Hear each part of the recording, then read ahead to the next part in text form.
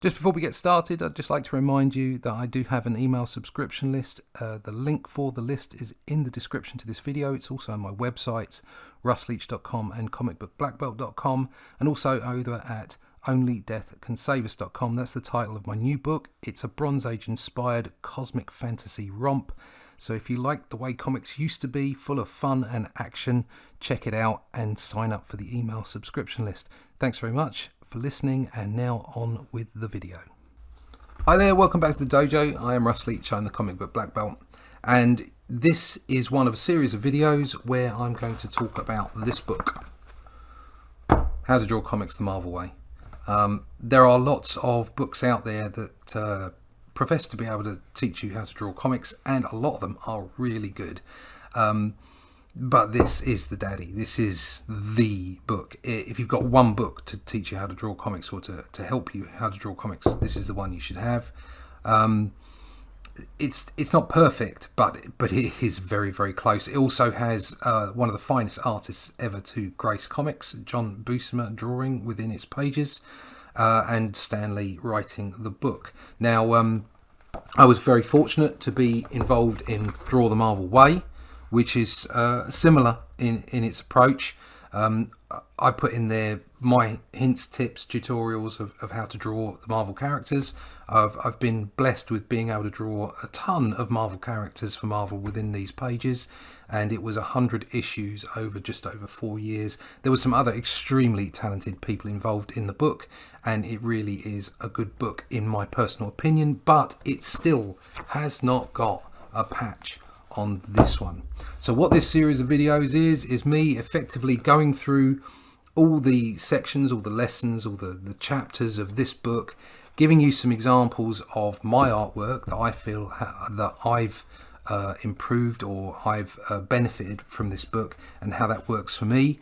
And in the chapters where you draw along, I'll be doing some drawings, and hopefully you can draw along with me, and hopefully it'll be of some use to everyone out there, and if nothing else, it'll be an advert for you to go out and buy this book. I'm using a PDF that I got from an educational download. I will put the link to that PDF in the description for each video in the series, but I can't instill enough in you. Go and buy this book and put it on your desk, because it's an absolute must-have. So without further ado, I'll get on with this episode. Okay, chapter 4. Let's study the figure.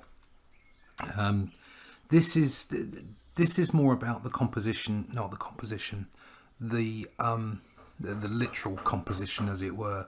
How the figure, for Draw the Marvel Way at least, how you would put the body together, so to speak. So as it says here, this is it, gang. Stan Lee saying it again. This is what you've been waiting for. The preceding sections have given you the basics, the cereals and vegetables, but here's what you get to the main course, and the dazzling desserts. So the first thing that you see is Mr. Fantastic, Reed Richards, and this section talks about the average build of a regular person and what have you, and it talks about being the figure being 8 heads high. So it's almost definitive dimensional aspect of how to draw a superhero rather than a normal person, and that's what it talks about here. Now obviously, and this is something that it says later on, there's lots of cheating goes on when you create different sizes and shapes of heroes and people and what have you, and creatures.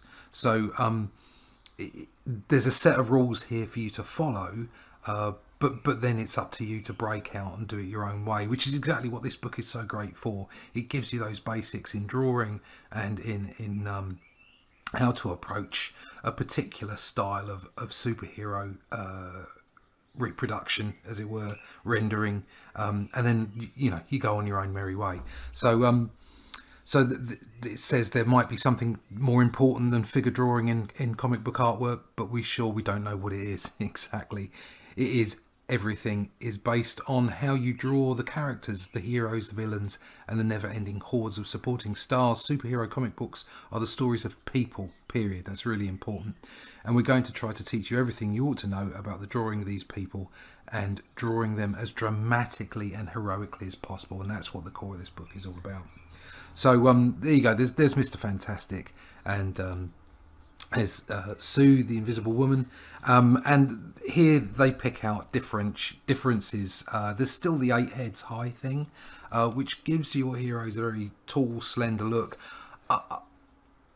That's not necessarily what I think of every time I go to draw a hero. I try to keep them different, but I can totally see where this is coming from, and like I say, it's an absolutely fantastic grounding to make you move on from there. I've got some examples myself. This is a great page. This is an absolutely superb page. The main purpose of this illustration is to show the difference between the way we might draw a normal nice looking male and a heroically proportioned superhero. Notice that the superhero is larger, with broader shoulders, more muscular arms and legs, a heavier chest, and even more impressive stance. See, that's important as well. Look at the way that they've depicted Captain America there. John Buscema has really piled on the drama and they're both folding their arms and standing there, and there's definitely something more heroic about Captain America. Perhaps the most important single point to remember is that you should always slightly exaggerate the heroic qualities of your hero, and that's basically it. That's it in a nutshell. It's that exaggeration in the right places.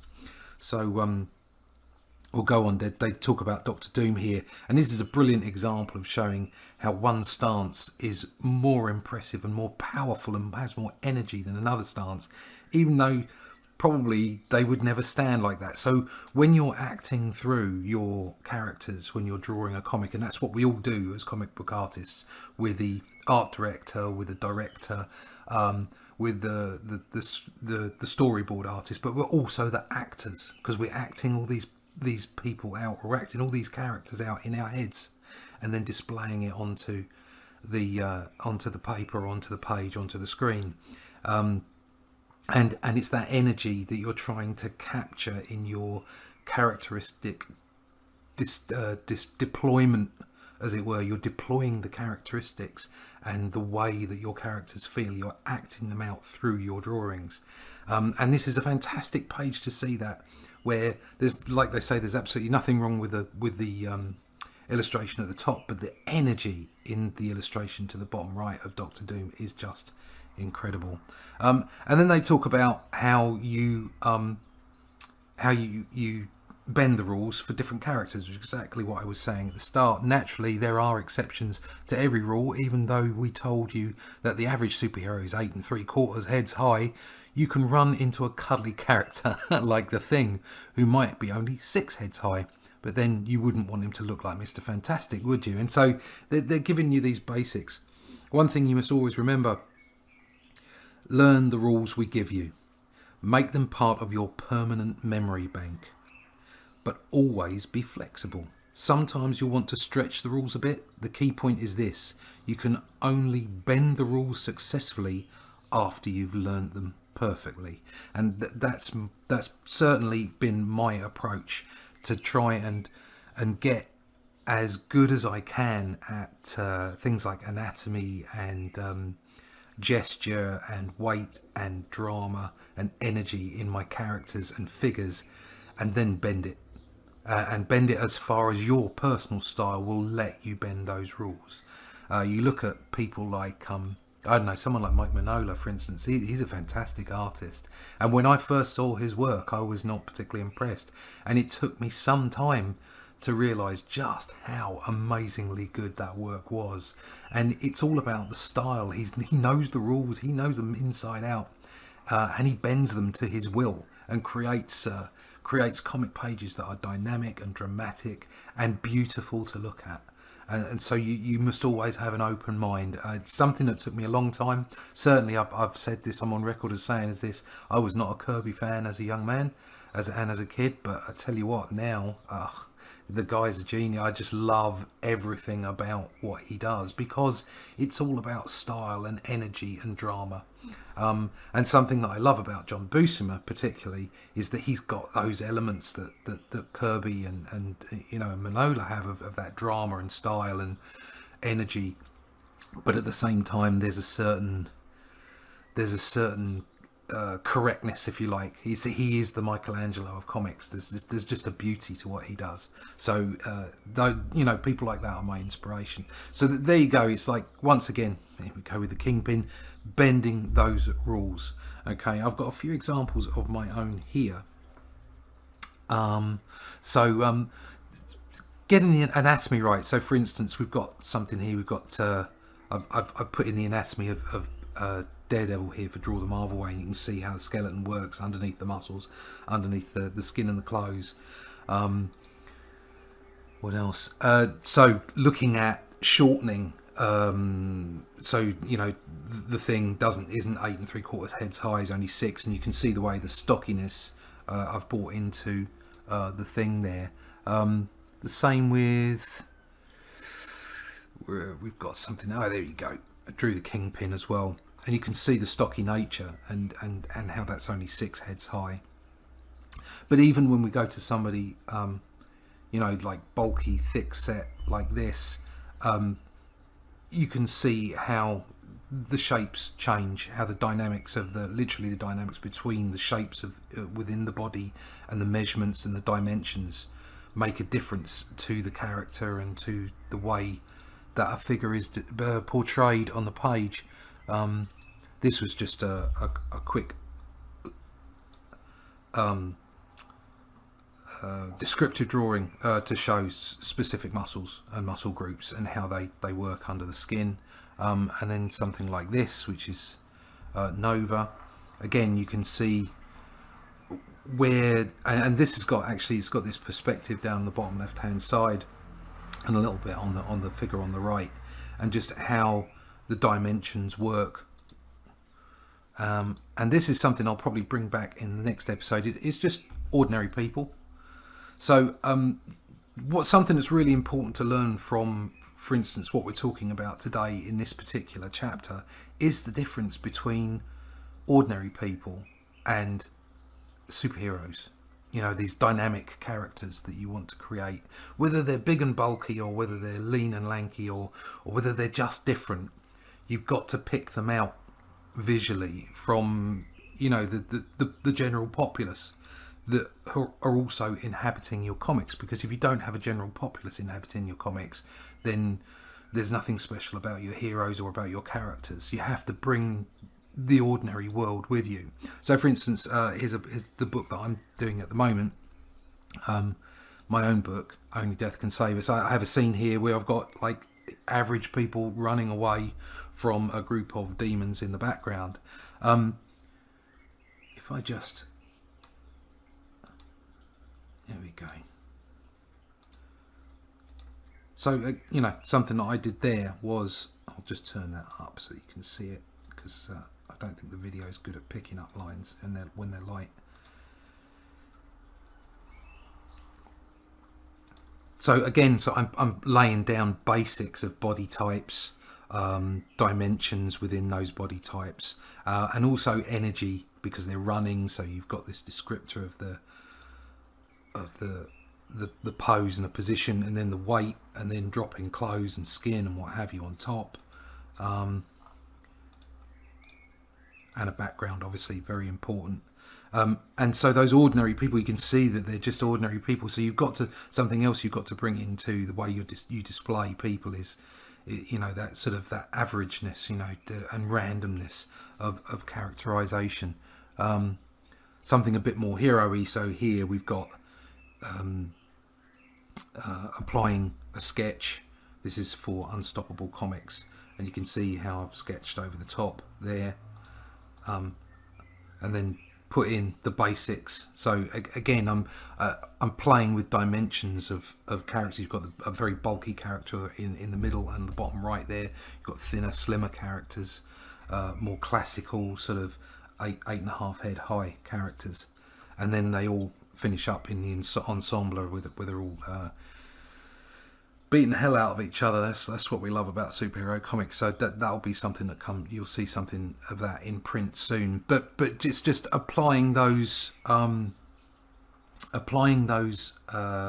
rules in real life, but apply, to your actual work.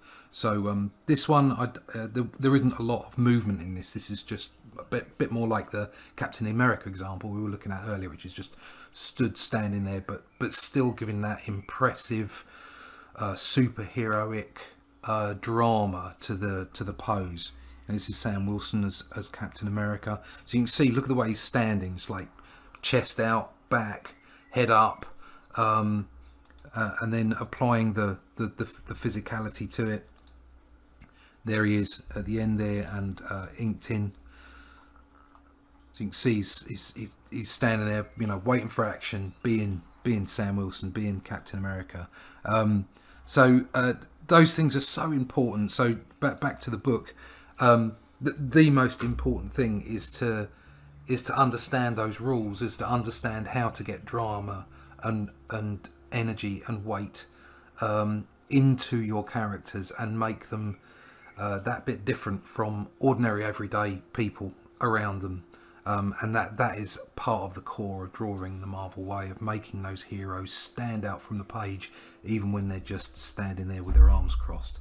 So the next chapter will go on in the next video. That's more about the figure, but it's what a fantastic picture that is. That's John Buscema at his greatest. So this part is dynamite. Let's not waste a second. Let's draw the figure. So what I'll do is next time we'll bring back and we'll have a bit more movement to the figure. And I think the chapter after that is about dynamism.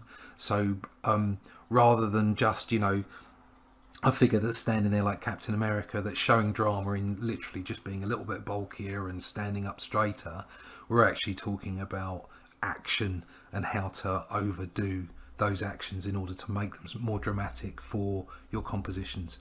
So we're on to chapter 5 next time. Hopefully you've really enjoyed me going through chapter 4 and showing some examples of what I've done with the information from this book. Once again, this is a fabulous book. Go out and buy it. If you've liked the video, please like, share, please subscribe, because the numbers are going up, and I've got a giveaway. So I don't know where the book is, but it's an unstoppable book. It's a great book. I'll be giving this away very soon to a subscriber, random pick. So if you like the video, please like, share, subscribe. Like I say, subscribe now. If you already subscribed, thank you so much. Once again, do the boring bit, but it's true. Absolutely humbled by the people that subscribe to my channel and listen to what I have to say and my views and thoughts on comic book art and art in general, and comic books in general. So thank you very much for subscribing. Those guys over at BitChute as well. Also, you can come find me on Instagram and Facebook and Twitter, and obviously in the normal places, russleach.com, comicbookblackbelt.com, and don't forget my book as well, onlydeathcansavus.com, and sign up for the email list there so I can keep everybody informed as to the stages of when and how the book is being produced and when it will come to crowdfunding. I will be sending out some emails soon on that as the videos are building up and the production vlog is building up on that as well. So that's it from me for this one. I'll be back again soon with chapter 5, and thanks very much for joining me today in the dojo, and I'll be back again real soon. Bye bye.